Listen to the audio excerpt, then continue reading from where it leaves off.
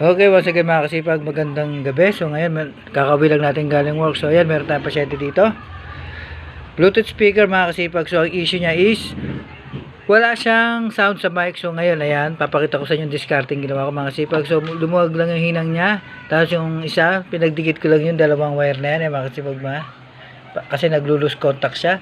So ngayon, testingin natin kung meron na siyang sound sa mic. Ito yung ating mic. Alright, ayan, sinaksak na natin mga kasipag. So, sound check tayo. Alright.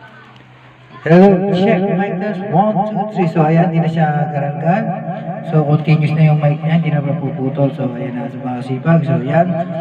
Once again, once na may encounter nyo yung ganito, so, ayan, makakuha kayo ng idea regarding sa pagre-repair ng Bluetooth speaker. So, ano lang to, simpleng-simple, kaya kahit to, kahit nasa bahay na. Okay, once again, magandang gabi mga kasipag. Alright.